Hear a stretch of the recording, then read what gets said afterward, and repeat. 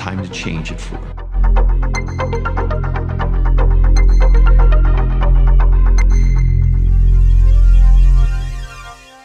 Assalamualaikum dan selamat kembali ke FTV. Hari ini kita ada satu berita besar, iaitu Ford telah memecahkan dirinya jadi dua, iaitu dia panggil program ni dia panggil Ford Plus. Jadi kalau awak ingat beberapa video lepas kita dah buat prediction ataupun jangkaan bahawa industri otomotif akan terbelah jadi dua, dan maksud saya pada masa itu ialah syarikat akan membahagikan diri mereka kepada dua, elektrik dan non-elektrik, bukan saja sebagai a practice where dia nak buat dua different program, tapi tak, dia akan menjadi dua syarikat yang berbeza. Dan kita tengok sekarang Ford telah memulakan ini dengan memanggilnya Ford Plus Plan, iaitu Ford akan menjadi dua bahagian, iaitu Ford Model E dan Ford Blue, di mana Ford Blue tu akan menjual kereta-kereta tradisional lah, dan Ford Model E untuk menghasilkan kereta-kereta elektrik dan juga kereta-kereta yang connected dan benda-benda yang melibatkan software dan sebagainya. Jadi untuk Ford Model E dia katakan it will be a clean sheet design. Dia akan mulakan macam it's going to be like a startup, launch and delivery breakthrough. So kereta-kereta yang dihasilkan di sini ialah kereta-kereta yang moden, dan dia akan ada struktur yang lebih ringan, yang mudah untuk diuruskan supaya mereka boleh bertindak sebagai satu syarikat baru, sebuah startup.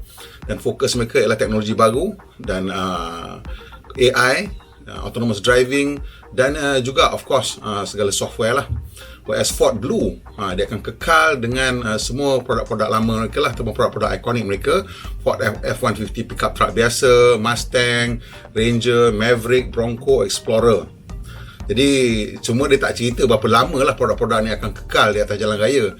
Bila kita tengok video dia kata dia akan kekalkan dengan produk-produk lama ni, tapi kita tak tahu berapa lama, because of course everything is about business. Bila tak ada permintaan untuk produk-produk tu, dia akan kena anjakkan produk-produk tu juga jadi produk-produk elektrik, dan lama-lama produk yang ICE itu akan mati. Jadi saya rasa antara sebab kenapa Ford nak memecah dirinya jadi dua ni adalah kerana dia ambil kira kelemahan dan kekuatan syarikat otomotif tradisional. Jadi kelemahan syarikat otomotif tradisional ni adalah mereka dah besar lah. Mereka besar dan mereka mungkin lambat boleh bertindak. Tetapi kekuatan dia pula ialah mempunyai kilang yang berkapasiti tinggi untuk menghasilkan produk dengan banyak. Jadi antara masalah yang kita nampak dalam industri elektrik ni, kereta elektrik ialah banyak syarikat baru ni tidak dapat menghasilkan kereta dengan banyak. Of course ada kekangan bekalan bateri dan sebagainya, tetapi syarikat-syarikat lama macam Ford, Toyota, Honda, GM dan semua, dia orang memang boleh buat kereta dengan banyak, cuma nak kena bagi je dia punya reka bentuk tu ke kilang.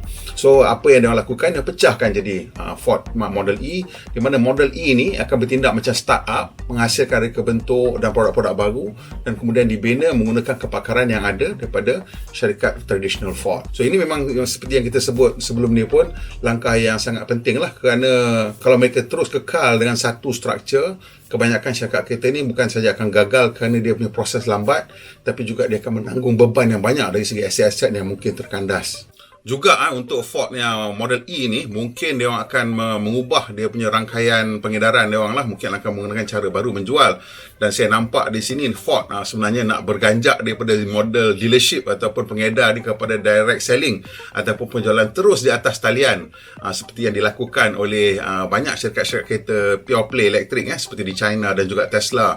So saya rasa dia orang dah nampak kelebihan sistem direct selling ni. Of course, kelebihan sistem dealer ialah dealer akan take up the stock. So dealer akan finance the production, partly the production.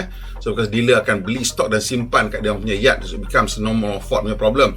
Tapi kalau you nak buat direct selling ataupun sales direct melalui online, dan you punya production system kena very flexible lah, because you kena ikut order yang masuk. Pasal order tu tak menentu varian mana yang nak masuk. Semua takkan nak kata tak boleh, pasal dah buka order online, orang takkan terima, kata oh model tu tak ada. Tak ada, orang tak terima macam tu. Kalau tak ada, orang pergi tempat lain aja. Itu je cerita dia. So that is going to be something yang quite difficult lah. Dia akan meningkatkan 10% keuntungan by 2026 margin. Kemudian dia akan belanja 5 bilion untuk EV dalam tahun ini, dan akan mensasarkan 2 juta lebih production of EV by 2026. Kemudian 50% daripada keseluruhan production of Ford adalah EV pada tahun 2030. Jadi sekarang ni dia nak meningkatkan margin dia tadi daripada 7.3% sekarang kepada 10% sekarang pada tahun 2026. Jadi dikatanya bahawa program Ford Plus ni, Ford Blue dan Ford Model E bukan saja bahagian ataupun division yang berbeza, tetapi mereka akan mempunyai akaun untung rugi sendiri. Jadi bila maksudnya dah ada akaun untung rugi sendiri itu, memang itu adalah satu bisnes yang berasingan langsung lah. Jadi walaupun sekarang mungkin dia duduk di bawah Ford, mungkin dia akan tubuhkan, I don't know macam mana dia nak buat separate P&L tu, sama ada just as a division ataupun as a separate business entity kat dalam within Ford, ataupun dia akan pecahkan menjadi Ford Blue dan Ford Model E, dua syarikat yang berbeza. Saya rasa nampak macam dia akan pecahkan jadi dua syarikat yang berbeza lah. So kalau ada dua syarikat yang berbeza, jadi betul lah kita cakap semua syarikat akan pecah-pecah macam ni. Sebab kita nampak bahawa moving forward, company-company yang memegang banyak aset ICE ni akan menghadapi masalah besar kerana susuk nilai yang banyak lah untuk aset-aset mereka. Jadi untuk company macam Ford Model E ni, kita tengok dia orang tak akan ada punya aset-aset yang saya rasa lah dia akan pecahkan. So Ford Model E ni hanya akan dapat aset-aset baru yang moving forward lah, macam the new Ford City dekat Kentucky tu, all the Blue Oval City, the new battery plant, semua akan letak kat Ford Model E. Dan Ford Blue akan ambil kilang-kilang lama dia orang lah, yang mana memang buat ICE lagi, sebab itu apa yang dia orang buat. So di situlah kita nampak di mana nanti dia orang kena percepatkan lah dia punya susuk nilai untuk aset-aset Ford Blue ni, supaya dia orang boleh kecilkan syarikat tu dengan agak lebih cepat tanpa memberikan kesan kepada Ford Model E punya division ataupun separate company tu. Saya rasa perancangan yang dilakukan oleh Ford ni akan diikuti oleh lebih ramai lagi. Pasal sebelum ni hanya Volvo dan Polestar telah melakukan begitu, dia pecahkan menjadi Volvo dan Polestar, elektrik dan non-elektrik. Dan untuk company macam Geely, kita tak pasti macam mana. Di China kita tak pasti macam mana. Tapi macam di China kita tengok macam Great Wall Motor, dia ada Aura, which is a separate brand. Untuk Geely pun dia ada Zeekr yang separate brand.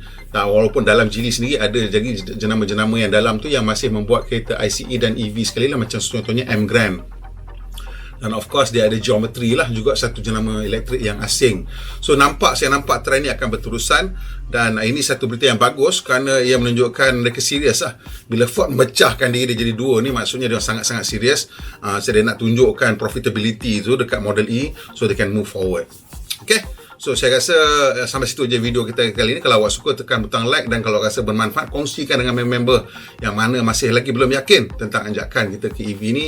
Dan kalau boleh yang belum subscribe tu, tolong saya sikit subscribe, dan kalau yang dah subscribe, tekan butang loceng supaya dapat makluman bila kita buat next video terbaru. Dan jangan lupa, kita malam pukul 10 ada live tiap-tiap hari daripada hari Isnin sampai hari Jumaat.